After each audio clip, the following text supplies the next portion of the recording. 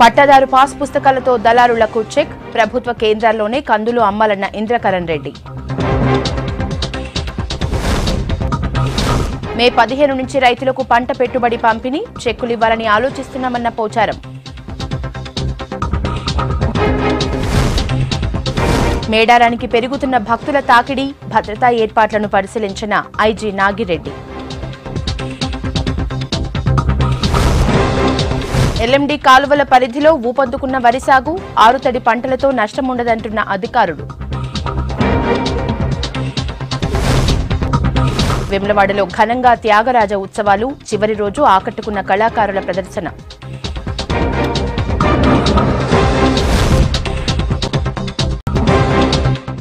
Telangana details చూద్దాం. నిర్మల్ జిల్లాలో పర్యటించారు మంత్రి ఇంద్రకరణ్ రెడ్డి. జిల్లా కేంద్రంలోని సోఫీనగర్ కస్తూర్బా గాంధీ విద్యాలయంలో విద్యార్థినులకు కాస్మెటిక్ కిట్లను అందించారు. తర్వాత బైల్ బజార్లోని వ్యవసాయ మార్కెట్ కమిటీ ఆవరణలో కందుల కొనుగోలు కేంద్రాన్ని ప్రారంభించారు. రైతులు కందులను ప్రభుత్వ కొనుగోలు కేంద్రాల్లోనే అమ్ముకోవాలని సూచించారు. అమ్మకం సమయంలో పట్టేదార్ పాస్ పుస్తకాలు ఉంటే అవకతవకలు జరిగే అవకాశం ఉండదన్నారు.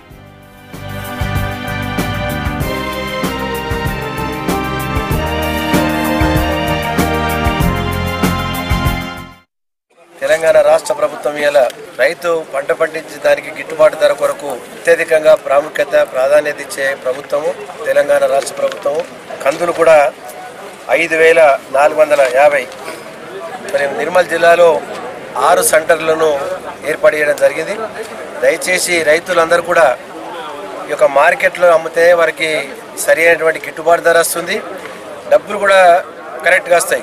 ఈ మార్కెట్లలో కొనుగోలు కేంద్రాలనే ఈ తోగలను అమ్ముకోవాలని చెప్పి రైతులందరూ కూడా కోరుతా ఉన్నామని చెప్పి మే నెలలో అడ్వర్స్ సీజన్తో మరి రాళ్ళ వర్షంతో డ్యామేజ్ అయిన వాటికి ఈ మొక్కలకు కానీ ప్యాడీకి కానీ జవారికి కానీ వీటికి కానీ ఈ కొద్దిగా నష్టం జరిగిందో వాటికి నష్టపరిహారం అనేది 1162 మంది రైతులకు ఎకరాలకు 1162.21 ఎకరాలకు ఫార్మర్స్ 1014 మందికి మరి వాళ్ళ ఈ యొక్క ప్రభుత్వము 58 లక్షల రూపాయలు రిలీజ్ చేయడం జరిగింది. ఈ డబ్బులు వేములవాడలో మహాశివరాత్రి జాతర ఘనంగా నిర్వహించాలని నిర్ణయించారు అధికారులు. దాదాపు 3 లక్షల మంది భక్తులు వచ్చే అవకాశం ఉండటంతో రవాణా, శానిటేషన్, వైద్యం, వసతి సౌకర్యాలపై ఆలయంలోని కళాభవన్లో సమావేశం నిర్వహించారు. వచ్చే నెల 12, 13, 14 తేదీల్లో జరిగే ఉత్సవాలకు ఎలాంటి ఇబ్బందులు లేకుండా ఏర్పాట్లు చేయాలని ఆయా శాఖల అధికారులను కలెక్టర్ ఆదేశించారు. ఇక శివరాత్రికి ముందే మిషన్ భగీరథ పనుల్ని పూర్తి చేసి భక్తులకు తాగునీరు అందిస్తామన్నారు ఎమ్మెల్యే చెన్నమనేని రమేష్. ఉత్సవాలకు ప్రభుత్వం 50 లక్షలు కేటాయిస్తుందని చెప్పారు. రాజరాజేశ్వర స్వామి సన్నిధిలో జరిగేటువంటి శివరాత్రి ఉత్సవాల కార్యక్రమంలో మొదటిసారి ఈరోజు రివ్యూ సమావేశంలో గౌరవ కలెక్టర్ గారు, ఎస్పీ గారు, ఈఓ గారు, చైర్మన్ గారు అందరి సమక్షంలో శివరాత్రి ఉత్సవాలను మరింత పటిష్టంగా, మరింత గొప్పగా ఎలా చేయాలని చెప్పి ఇక్కడ ఉన్నటువంటి అధికారులతోటి, పౌర సమాజంతో, మరి ప్రజాప్రతినిధులతో కూడా సుదీర్ఘంగా చర్చించడం జరిగింది. అన్నీ మరి చర్చించిన తర్వాత శివరాత్రి కోసం వేములవాడ మరి ముస్తాబు అయ్యడానికి సిద్ధంగా ఉన్నది. 13వ తారీఖు ఫిబ్రవరి నాడు లక్షలాది మంది వచ్చినప్పటికీ పోయినసారి కంటే గొప్పగా ఇక్కడ వారిని ఆహ్వానించి అన్ని వసతులు కల్పించే విధంగా ఇక్కడ ప్రభుత్వం యంత్రాంగం అంతా సిద్ధంగా ఉన్నది. మహాశివరాత్రి వరకు 13 ఫిబ్రవరి ఉన్న మన కార్యక్రమం వరకు పోయినసారి ఉన్నట్టుగా ఇంకా పెద్ద ఎత్తున చేయమని గౌరవ మంత్రివర్యులు మరియు గౌరవ ఎమ్మెల్యే వర్యులు మనకి మాట్లాడడం జరిగింది. ఆదేశాల మేరకు, ప్రభుత్వ ఆదేశాల మేరకు మనము ఈసారి కూడా పోయినసారి చేసిన పెద్ద ఎత్తున మనం చేసుకుని ప్రభుత్వ సహకారంతో కల్చరల్ ప్రోగ్రాము, దాని తర్వాత గౌరవ ఎమ్మెల్యే గారు ప్రసంగించినట్టు ఒక పెద్ద ఎత్తున శివార్చన, అంతేకాకుండా వేరే ఫ్యాక్టర్స్ మనకి హైజీన్ అన్న లేకపోతే health, sanitation, drinking water, roads, వేరే రకమైన ఇన్ఫ్రాస్ట్రక్చర్ పనుల మీద ఇప్పుడు సమీక్షా సమావేశం అవ్వడం జరిగింది. 2018 మహాశివరాత్రి జాతరకు సంబంధించి పోలీస్ శాఖ తరఫున కూడా అన్ని ఏర్పాట్లు ముమ్మరంగా సాగుతున్నాయి. పోయిన ఏడాది ఎట్లయితే కట్టుదిట్టంగా ఘనంగా జరుపుకున్నామో జాతరని, ఈ ఏడాది కూడా అదేవిధంగా కట్టుదిట్టమైన ఏర్పాట్లతో భక్తులకు ఎటువంటి ఇబ్బందులు కలగకుండా ఆల్ సేఫ్టీ ప్రికాషన్స్ తీసుకొని అన్ని ఏర్పాట్లు చేస్తున్నాము. ఈసారి బందోబస్తుకి అప్రాక్సిమేట్లీ 1600 మంది ఫోర్స్ రావడం జరుగుతుంది. అంతేకాకుండా BD teams, AS teams, CCS teams, అంటే అన్ని విధాలుగా ఎటువంటి ఘటనలు విపత్తులు జరగకుండా కూడా అన్ని జాగ్రత్తలు తీసుకుంటున్నాము. కరీంనగర్లో లోయర్ మానేరు డ్యాం నుంచి నీటి విడుదల ప్రారంభం కావడంతో యాసంగి సాగు ఊపందుకోనుంది. వానాకాలంలో డ్యాంలోకి చుక్క నీరు కూడా రాలేదు. దీంతో ఎస్ఆర్ఎస్పీ నుంచి నీటిని తరలించి నిల్వ చేశారు. బుధవారం నుంచి సాగుకు నీళ్లివ్వడంతో వరి నాట్లు వేయటం ప్రారంభించారు రైతులు. వారబందీ పద్ధతిలో నీళ్లు విడుదల చేస్తున్నందున ఆరుతడి పంటలు వేసుకోవాలని అధికారులు సూచిస్తున్నారు.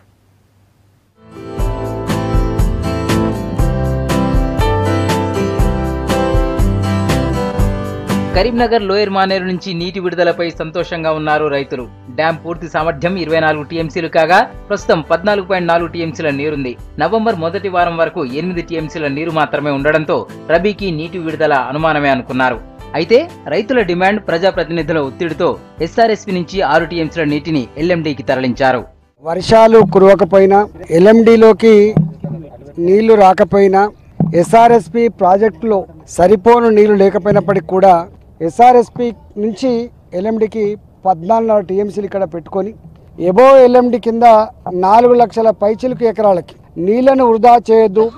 ఈ నీళ్లు చాలా కష్టంతో ఎక్కడి నుంచో తెచ్చుకున్న నీళ్లు కాబట్టి ఏప్రిల్ మాసం వరకు కూడా నీళ్ళు వచ్చినట్టుగా ఇవాళ మేము ప్లాన్ చేసినాం. కాబట్టి దయచేసి వరంగల్ ప్రజానికానికి కేవలం తాగే నీళ్ళ కోసమే నీళ్ళు ఇస్తున్నాం. కరీంనగర్ జిల్లా మట్టుకు మాత్రమే సాగునీరు కోసం నీళ్ళు ఇస్తున్నాం. కాబట్టి రైతాంగం అర్థం చేసుకొని రైతాంగం సహకరించాలని చెప్పి కోరుతున్నాం. గతేడాదిలానే ఈసారి కూడా వారబందీ పద్ధతిలో నీటిని విడుదల చేస్తున్నారు అధికారులు. నీటి నిల్వలు తక్కువగా ఉన్నందున రబీలో ఆరుతడి పంటలే సాగు చేయాలని చెప్తున్నారు. ఈ సూచనలు పాటించకుండా రైతులు పెద్ద ఎత్తున వరి సాగుకు సిద్ధమవుతున్నారు. హుజురాబాద్ డివిజన్ లో కాలువల కింద ఇప్పటికే 70% వరి నాట్లు వేశారు. మొన్నటిదాకా కాలువ నీళ్లు వస్తాయో రావోనన్న ఆందోళన చెందిన రైతులు ప్రస్తుతం నీరు విడుదలవ్వడంతో ఆనందం వ్యక్తం చేస్తున్నారు. ఎల్ఎండి నుండి ఆయనకట్ట వరంగల్ వరకు వెళ్ళే కెనాల్ నుంచి వాటర్ వస్తున్నా మాకు చాలా సంతోషంగా ఉంది.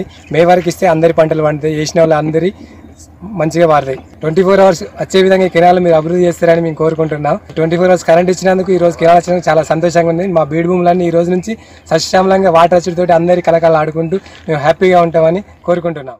కెనాల్ ఈ రోజు ఇవ్వడం వల్ల మాకు ఎంతో ఆనందంగా ఉంది. ఈ 24 గంటల కరెంటు ఇవ్వడం వల్ల మాకు ఎంతో సంతోషంగా ఉంది.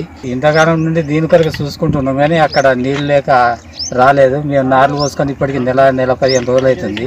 జనవరి 1 అన్నారు, డిసెంబర్ 25 అన్నారు, మళ్ళీ ఇప్పుడు ఇవాళ ఇడిచిండ్రు.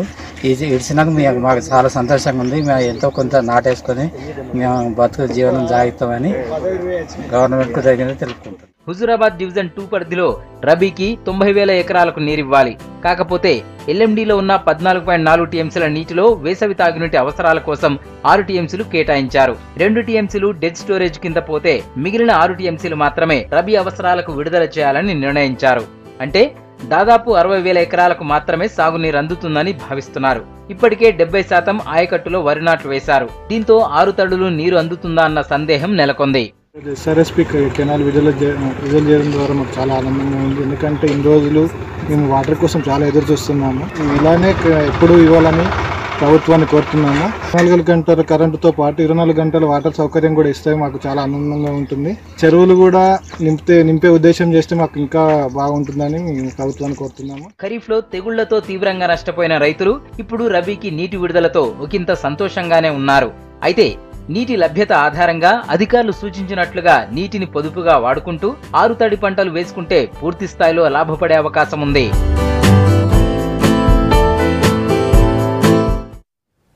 ఎక్కడో పుట్టి గిరిపుత్రులకు ఆప్తుడయ్యాడు. కొండ కోనల్లోనే ఉంటూ ఆదివాసుల దయనీయ స్థితిని చూసి చెలించిపోయాడు. దశాబ్ద కాలం వాళ్లతోనే జీవించి కష్ట నష్టాలను తెలుసుకున్నాడు. గిరిపుత్రుల సంక్షేమం కోసం చట్టాలను రూపొందించాడు. ఆదివాసుల పాలిట దైవంగా నిలిచిన హేమన్ డాఫ్ పై విసిక్ స్పెషల్. దేశం కాని దేశంలో పుట్టి గిరిపుత్రుల అభివృద్ధికి పాటుపడిన గొప్ప వ్యక్తి హేమన్ డార్ఫ్. ఇంగ్లాండ్లో పుట్టిన ఆయన జీవితమంతా గిరిజనుల మధ్య గడిపారు. 1936లో ఉద్యోగరీత్యా మన దేశానికి వచ్చిన డార్ఫ్ను 1940లో ఆదిలాబాద్ జిల్లాకు పంపించింది అప్పటి నిజాం ప్రభుత్వం. కొమరం భీం మరణం తర్వాత కూడా ఆదివాసీల తిరుగుబాటు ఆగకపోవడంతో డార్ఫ్ను గిరిజన వెనుకబడిన తరగతుల సలహాదారుడిగా నియమించింది. కొమరం భీం నైజాం ప్రభుత్వంతో పోరాటం కారణంగా బ్రిటిష్ ప్రభుత్వం ఆయనను 1945-46 సంవత్సరం లోపల ఆయనను ఇక్కడ సలహాదారుగా ఇక్కడకు పంపించడం జరిగింది. హేమన్ డార్ఫ్కు గోండులతో విడదీయలేని అనుబంధం ఉంది. సంపన్న కుటుంబంలో పుట్టిన ఆదివాసీల గోస తెలుసుకునేందుకు కనీస వసతులు లేని మారుమూల గూడాల్లో నివసించారు డార్ఫ్. తన కుమారుడికి లచ్చు పటేల్ అనే గిరిజనుడి పేరును పెట్టుకున్నారు. అప్పట్లో ఇంగ్లాండ్లో ఓ గిరిజనుడి పేరు మారుమోగిందంటే అది డార్ఫ్ దంపతుల గొప్పతనమే. అప్పుడు డార్ఫ్ అధ్యయనం చేసి రూపొందించిన నివేదికలే గిరిజన సంక్షేమ చట్టాలుగా మారాయి. కేస్లాపూర్ నాగోబా జాతరలో గిరిజన సమస్యలపై జరుగుతున్న దర్బార్ సంప్రదాయం డార్ఫ్ ప్రారంభించింది. ఇక 1/70 చట్టం రూపకర్తగా, కాదిం ఆక్వాయి అనే అధికార వ్యవస్థ సృష్టికర్తగా, గిరిజన సమస్యల పరిష్కారానికి రాయ్ సెంటర్లు ఏర్పాటు చేసిన వ్యక్తి కూడా డార్ఫే. డార్ఫ్ దంపతులు గోండుల సంస్కృతి సంప్రదాయాలను పూర్తిగా అనుసరించారు. ఎంతలా అంటే డార్ఫ్ భార్య ఎలిజబెత్ 1987లో చనిపోగా ఆమె పార్థివ దేహాన్ని లండన్ తీసుకెళ్లే అవకాశం ఉన్నా గోండు సంప్రదాయాలతో ఆమెను ఇక్కడే సమాధి చేశారు. తర్వాత 1995లో డార్ఫ్ లండన్లో చనిపోయినా ఆయన అస్థికలను కూడా భార్య సమాధి పక్కనే ఖననం చేశారు. ఇక్కడ ఆదివాసులు ఉన్న ప్రాంతం ఇది.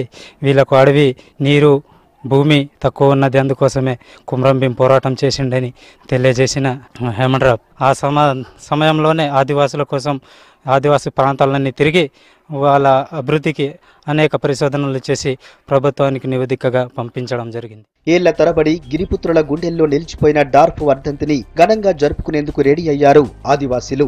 ఇందుకోసం ప్రత్యేక ఏర్పాట్లు చేస్తున్నారు. దశాబ్ద కాలం ఏజెన్సీ ప్రాంతంలో ఉండి గిరిజనుల అభివృద్ధి కోసం కృషి చేశారు హేమంత్ డార్ఫ్ దంపతులు.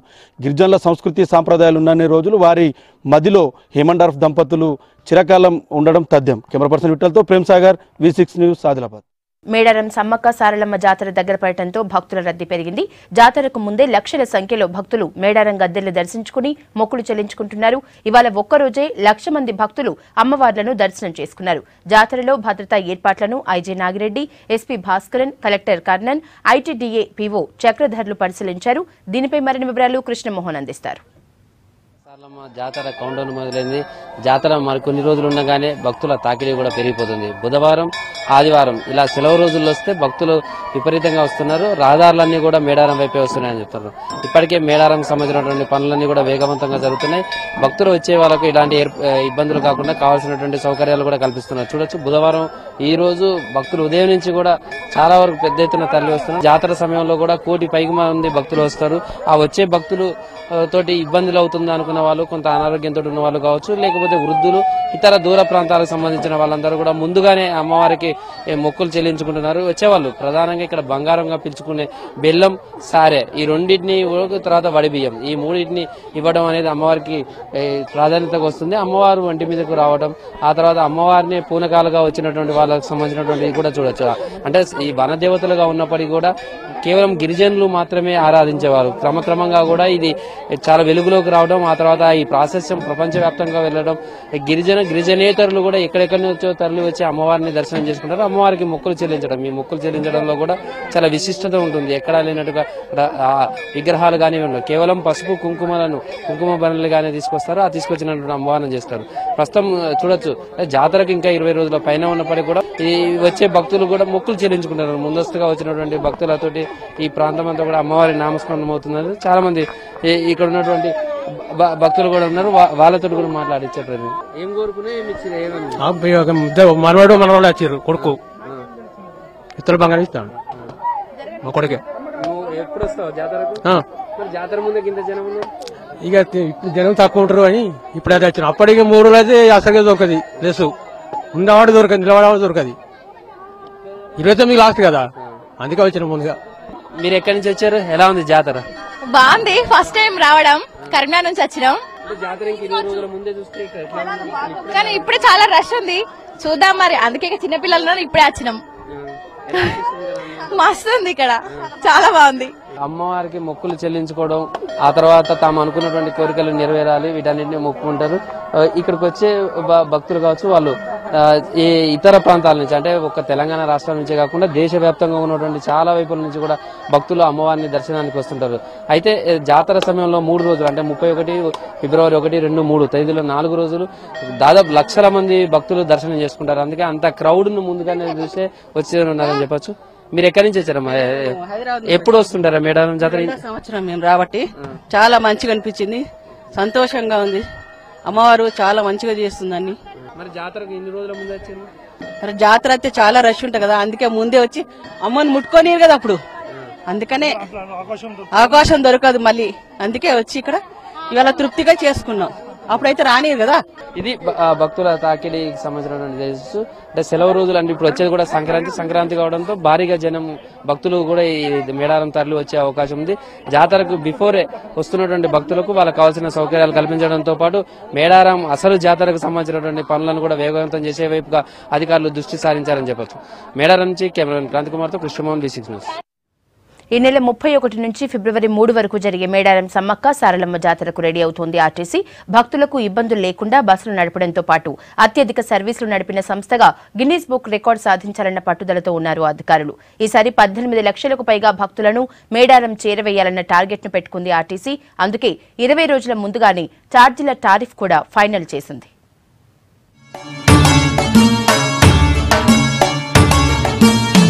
జయశంకర్ భూపాలపల్లి జిల్లా తాడ్వాయి మండలం మేడారం సమ్మక్క సారలమ్మ జాతరకు భక్తులను తీసుకెళ్లేందుకు సర్వీసులు రెడీ చేస్తోంది ఆర్టీసీ.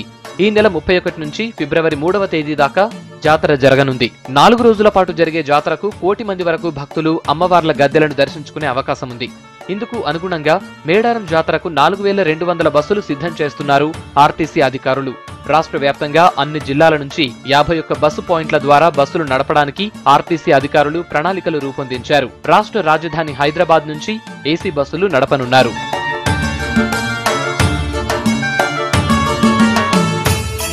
జాతరకు వెళ్లే భక్తులకు ఆర్టీసీ స్పెషల్ ఛార్జీలు వసూలు చేయనుంది.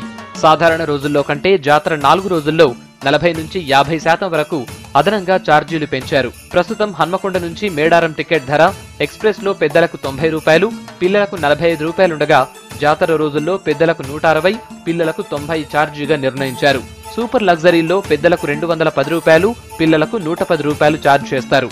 అదే హైదరాబాద్ నుంచి ఎక్స్ప్రెస్ కు పెద్దలకు 360, పిల్లలకు 200 రూపాయలు, సూపర్ లగ్జరీలో పెద్దలకు 470 రూపాయలు, పిల్లలకు 250 రూపాయలు, ఇంద్ర గరుడ బస్సుల్లో పెద్దలకు 630 రూపాయలు, పిల్లలకు 510 రూపాయలు ఛార్జీలుగా నిర్ణయించారు ఆర్టీసీ అధికారులు.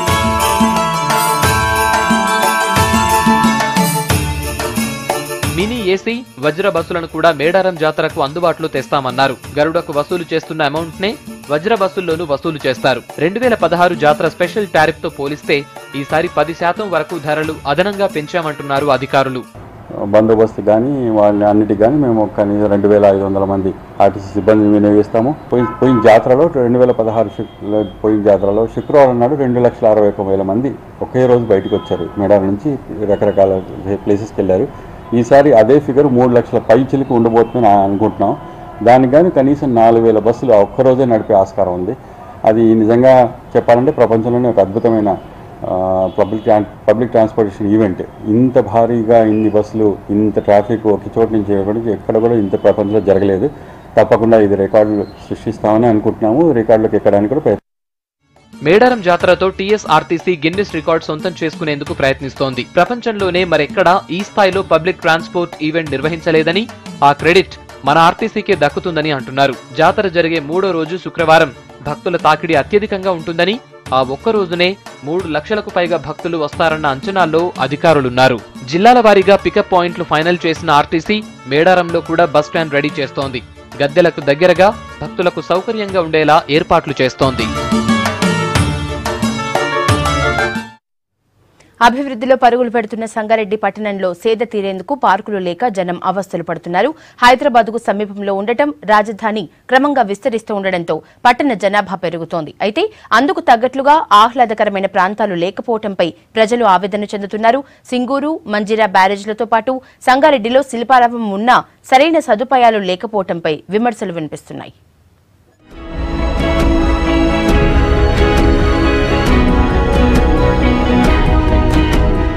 సంగారెడ్డి పట్టణంలో అభివృద్ధితో పాటే జనాభా పెరుగుతోంది. ఇప్పటికే 90,000 జనాభా రాజధాని హైదరాబాద్ విస్తరించడంతో 1,00,000 దాటే అవకాశం ఉంది. పట్టణాన్ని విస్తరించడంలో భాగంగా త్వరలోనే శివారు గ్రామాల్ని కూడా పట్టణంలో కలపనున్నారు. దీంతో ఇప్పటికే ఈ ప్రాంతంలో షాపింగ్ మాల్స్, హాస్పిటల్స్, నివాసాల సంఖ్య పెరుగుతోంది. అయితే పట్టణంలో సెలవులు, సాయంత్రం వేళల్లో సేద తీరేందుకు అనువైన ప్రాంతాలు లేక జనం ఇబ్బంది పడుతున్నారు.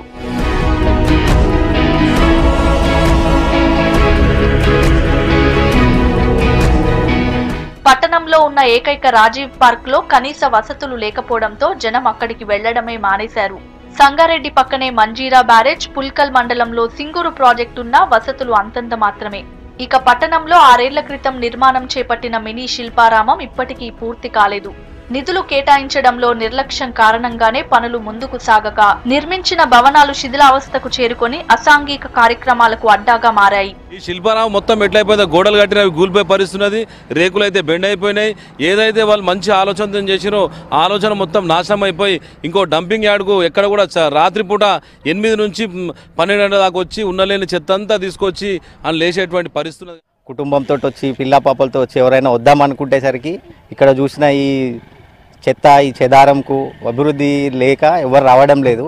కనీసం ఇక్కడ మన సంగారెడ్డిలోనే ఉంటుంది, మినీ ట్యాంక్ పక్కన ఉంటుంది కదా అని చెప్పి అందరు అనుకుంటారు. కానీ ఇక్కడికి వచ్చి చూస్తే వాతావరణ పరిస్థితులు, ఇక్కడ ఉండే పరిస్థితులు వేరున్నాయి.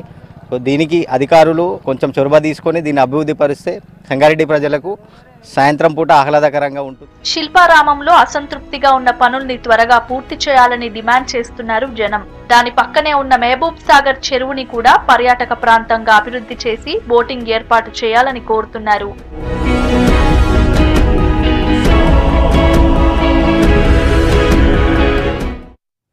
సర్కారు ఆసుపత్రి అంటే అమ్మో అనే రోజులు పోయాయి. చిన్న చిన్న రోగాలకే కాదు, కాన్పులకు కూడా అందరూ అక్కడికే వెళ్తున్నారు. అమ్మలాంటి లాలనతో అక్కడికొస్తున్న అందరికీ సేవలు చేస్తున్నారు కోరుట్ల వైద్యులు. దీంతో ఆసుపత్రికి అవుట్ ఇన్ పేషెంట్ల సంఖ్య పెరుగుతోంది. డిసెంబర్ నెలలో 119 డెలివరీలు చేశారు వైద్యులు.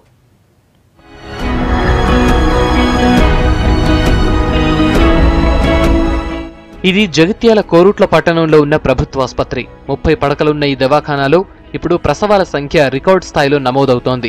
Hospital incharge Mallikarjun, gynaecologist Srilakshmi ఇద్దరు గర్భిణీ స్త్రీలను కేరింగ్ గా చూసుకుంటున్నారు. సిజేరియన్లు లేకుండా ప్రసవాలు చేస్తూ పేదవాళ్లకు సాయంగా నిలుస్తున్నారు.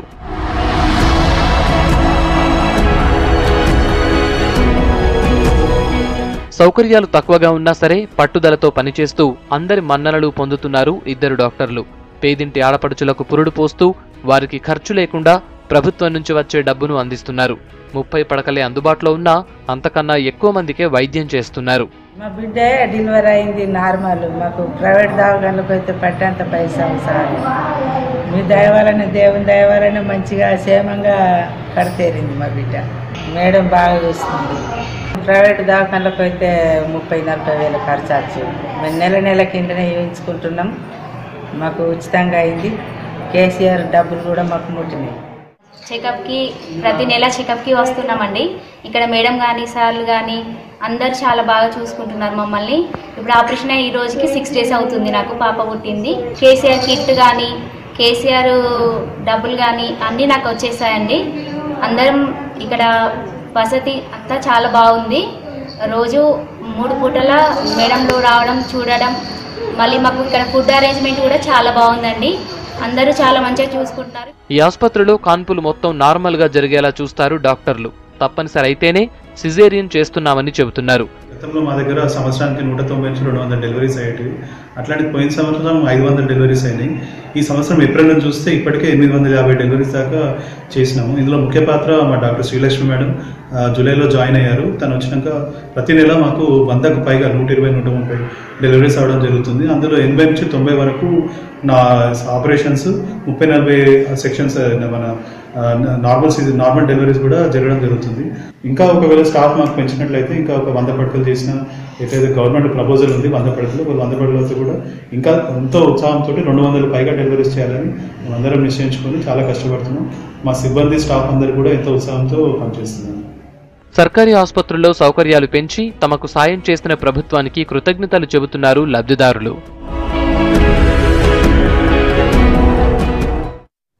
రాజ్యసభ సభ్యుడు డి శ్రీనివాస్ కు సంబంధించిన ధర్మపురి ట్రస్ట్ సంక్రాంతి సందర్భంగా నిజామాబాద్ లో ముగ్గుల పోటీలు నిర్వహించింది. ఈ పోటీలకు పెద్ద సంఖ్యలో మహిళలు, యువతులు హాజరై కలర్స్ తో రకరకాల ముగ్గులు వేశారు. పండుగ సంప్రదాయాన్ని అందరికీ తెలియజేసేందుకే ఈ పోటీలు ఏర్పాటు చేశామన్నారు ట్రస్ట్ సభ్యులు. ఇందులో గెలుపొందిన వారికి 25,000 నగదు బహుమతి ఇవ్వనున్నారు.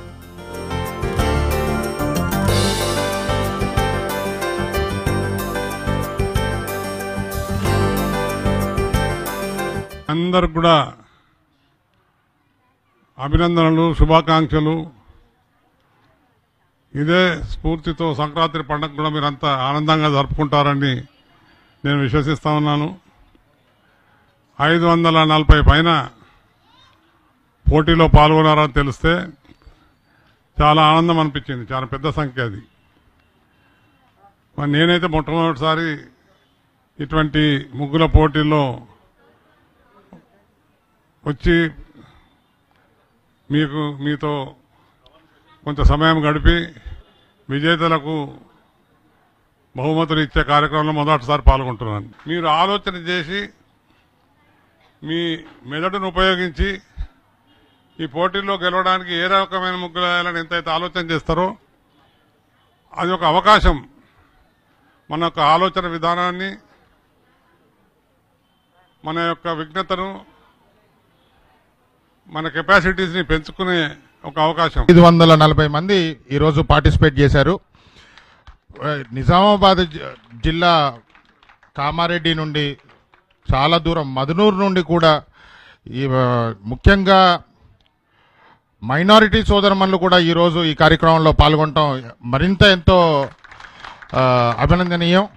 గవర్నమెంట్ ఎంప్లాయీస్ కూడా సెలవు పెట్టి మరీ వచ్చామని చెప్పారు.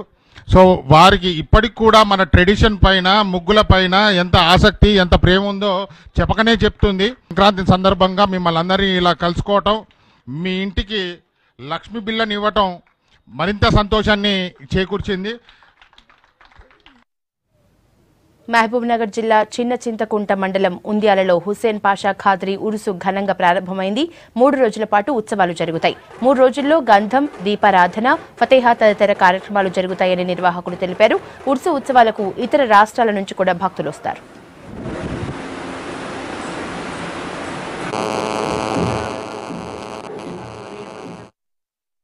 రోజుల నుంచి ఒక 57 ఇయర్స్ నుంచి ఈ ప్రోగ్రాం జరుగుతుంది. ఇక్కడ అన్ని కులాలకు అతీతంగా మా గ్రామంలో ఎక్కడ కూడా మత కులహాలకు ఎక్కడ కూడా వినయం లేకుండా అందరూ గౌరవప్రదంగా ఇటు కార్యక్రమం చేయడం జరుగుతూ ఉంది. ఇప్పుడు ఉన్న సయ్యద్ ముస్తఫా హసన్ ఖాద్రీ గారు మా ఊరికి రావడం జరిగింది. అప్పట్లో చిన్నగా ఉన్న దర్గాను మైబుస్వాని వంశీకులుగా వీళ్ళకు పేరుగాంచి ఉంది. ఆ పేరు ప్రఖ్యాతులతోన వారు ఇక్కడ వచ్చి మా గ్రామ పెద్దలతో సందర్శించి వివిధ రాష్ట్రాల నుంచి గుల్బర్గా, షాపూర్, కర్ణాటక ఏరియాల నుంచి కూడా చాలా మంది భక్తులు వచ్చి వారి యొక్క నైపుణ్యతను, వారి యొక్క స్వయం కృషితోన వారు మా ముర్షద్ అయ్యా గారిని, ఇప్పుడున్న ప్రస్తుత పీఠాధిపతి నియామతుల్లా హసన్ షా ఖాద్రీ గారితో వాళ్ళంతా ఇటు కార్యక్రమాన్ని మంచిగా జయప్రదం చేస్తూ సంవత్సరాల నుంచి ఈ ఉరుసు కార్యక్రమం జరుగుతున్నది. అందరూ ప్రజలు, అందరూ భక్తులు అందరూ వచ్చి మంచిగా ఉరుసు జరుపుకుంటున్నారు. గ్రామ పెద్దలకు అందరూ కూడా దావత్ ఏర్పాటు చేసి భోజనం ఏర్పాటు చేయడం జరుగుతుంది. ఈ కార్యక్రమం గత 3 రోజులు, ఈ రోజు రేపు ఎల్లుండి వరకు జరిగే 70 ఏళ్ల నుంచి. వేములవాడ రాజరాజేశ్వర ఆలయంలో త్యాగరాజస్వామి 65వ ఆరాధన ఉత్సవాలు వైభవంగా జరుగుతున్నాయి. చివరి రోజు ఉత్సవాల్లో దాదాపు 400 మంది కళాకారులు తమ ప్రదర్శనలతో ఆకట్టుకున్నారు. హరికథ, భక్తి సంగీతం, కచేరీ, కూచిపూడి నృత్య ప్రదర్శనలు ఆకట్టుకున్నాయి. పార్వతీ పరిణయం నాటక ప్రదర్శన ఆహుతులను కట్టిపడేసింది.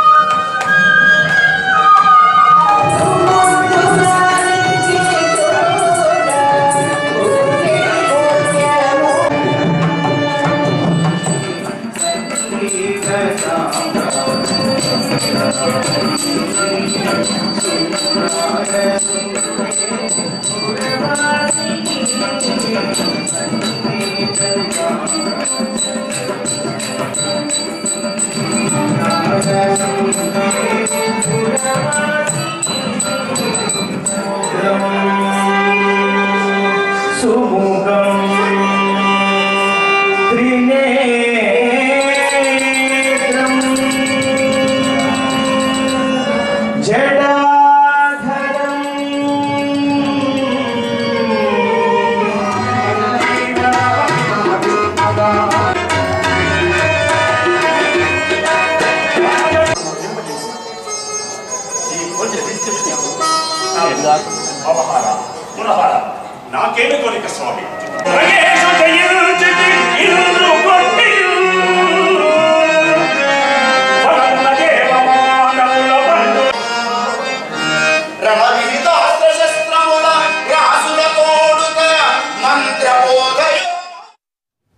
యాసంగి సీజన్లో ఎకరానికి 4,000 సాయం ఇవ్వాలని డిమాండ్ చేశారు సీఎల్పీ ఉపనేత జీవన్ రెడ్డి. ప్రభుత్వం ఈ పథకాన్ని ప్రచారానికి వాడుకుంటోందని, అమల్లో మాత్రం చిత్తశుద్ధి లేదన్నారు.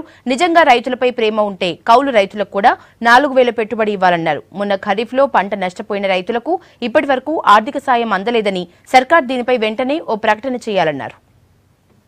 తెలంగాణ రాష్ట్రంలో దాదాపు 25% కౌలు రైతులే. కౌలు రైతులు అంటే షేర్ బేస్ చేస్తారు, పాలు చేస్తారు. వచ్చిన పంట దిగుబడిలో ఏదైతున్నదో భూస్వామికి ఒక 1/3 పోతే 2/3 ఏదైతుందో చేసిన వాడికి, లేక భూస్వామికి సగం పోతే చేసిన వాడికి సగం, ఈ విధంగా షేర్ బేసిస్లో చేస్తారు. లేకుంటే కౌలు రైతు ఎకరా 5,000 10,000 మాట్లాడుకొని చేస్తారు. నేను కౌలు రైతుకు పెట్టుబడి రాయితీ ఇవ్వని చెప్పి అంటాడు. ఆనాడు ఉమ్మడి ఆంధ్రప్రదేశ్ రాష్ట్రంలో కౌలు రైతుకు గుర్తింపు కార్డులు ఇచ్చినాం అని చెప్పి అంటాడు. ఆనాడు ఉమ్మడి ఆంధ్రప్రదేశ్ రాష్ట్రంలో కౌలు రైతుకు గుర్తింపు కార్డులు ఇచ్చి బ్యాంకుల ద్వారా రుణ సౌకర్యం కూడా కల్పించడం అని చెప్పి అంటూ నేను నిజమైనటువంటి ఒక రైతు ఎవరైతే సాగు చేస్తుందో వాళ్ళ గురించి ఆలోచన చేయను ఆయన అని చెప్పి అంటున్నాను. ఉద్యానవన పంటలు ఏదైతుందో 2 పంటలుగా పరిగణిస్తామో, పసుపు మిర్చి వాణిజ్య పంటలుగా పంచి దాన్ని ఒకటే పంటగా పరిగణిస్తామని చెప్పి అంటాడు. మొదటి పంట పసుపు అనేది ఏదైతుందో అంతర పంటగా అందులో ఇంకో పంట తప్పక ఇస్తారు. అంతర పంటగా మొదటి పంట మొక్కజొన్న తీసుకున్న తదుపరి మాత్రమే రెండో పంటగా పసుపును ఏదైతుందో మనం తీయడం జరుగుతుంది. కొన్ని ప్రాంతాలలో 3వ పంట కూడా ఇస్తారు నువ్వులు. పసుపు మిర్చి రైతులకు కూడా 8,000 ఇవ్వాలని చెప్పి అంటారు. ఎందుకంటే వాళ్ళు మొదటి పంట మొక్కజొన్న తీసుకుంటారు, పెట్టుబడి ఏదైతుందో అధికంగా అవుతుంది కాబట్టి పసుపు మిర్చి కూడా 8,000 రూపాయలు. ఉద్యానవన పంట ఏ విధంగా అయితే మనం 2 పంటలుగా పరిగణిస్తామో దీన్ని కూడా 2 పంటలుగా పరిగణించాలి. ఇవి Telangana updates. Station to V6 news as it is.